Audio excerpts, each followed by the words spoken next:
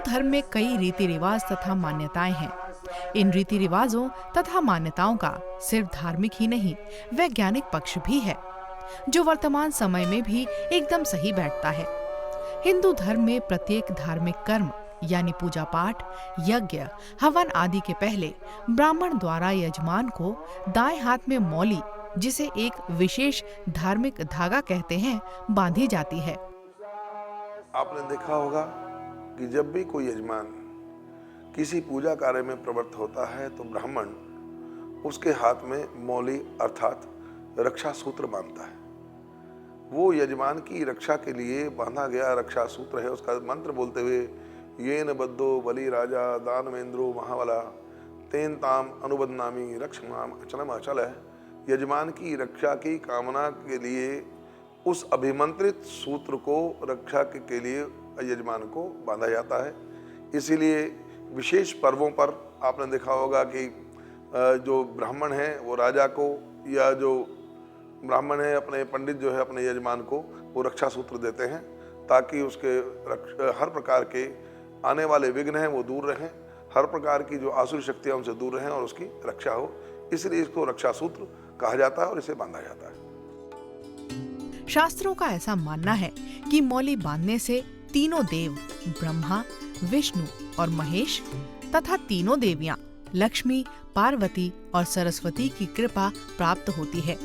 इसीलिए लोग पूजा पाठ के दौरान पंडित जी से मौली बंधवाते हैं। हमारे हाथ में ही हमारा बल, शौर्य और पराक्रम का प्रतीक है, और इस हाथ में ही, इस अंगुष्ठ में हमारी जो प्राण शक्ति का संचरण होता है।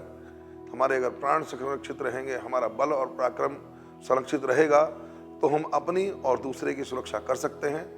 तो हम आसुरी शक्तियों से, शत्रुओं से संरक्षित रहें। इसी कामना के साथ जो हमारी बहनें भाइयों के कलाई पर, ब्राह्मण अपने यजमान की कलाई पर और प्रजा जो है राजा को ये रक्षा सूत्र बांधती है। विज्ञान की दृष्टि से अगर देखा जाए तो मौली बांधने से स्वास्थ्य भी ठीक रहता है। मौली का मतलब है सबसे ऊपर, जिसका अर्थ सिर से भी है।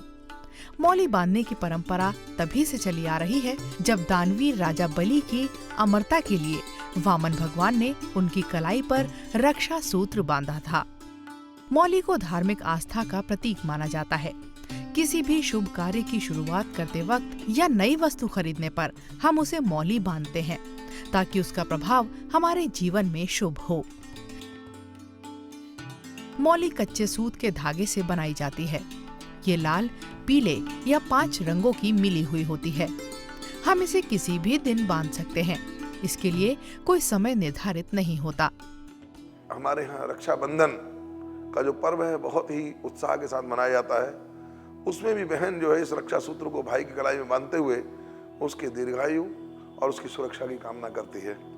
पूर्व काल में, महाभारत काल में सर्वप्रथम द्रौपदी ने उस अभिमंत्रित सूत्र को पांडवों को बांधा ताकि युद्ध क्षेत्र में उनकी जो है रक्षा हो सके, उनका बल और पराक्रम संरक्षित रहे और उनके शत्रुओं से उनकी रक्षा हो। इस सूत्र को उन्होंने जो है सभी पांडवों को बांधा था।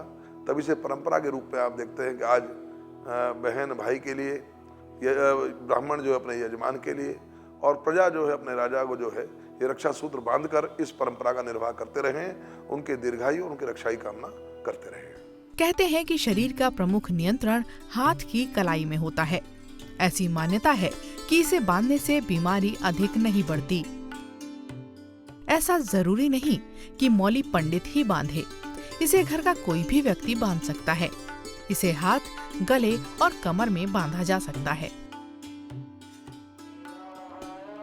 कहते हैं कि भगवान तो कण कण में बसते हैं, बस लोगों का तरीका अलग अलग होता है भगवान को श्रद्धा अर्पण करने का और आशीर्वाद के रूप में प्रसाद ग्रहण करने, टीका लगाने व मौली बांधने का।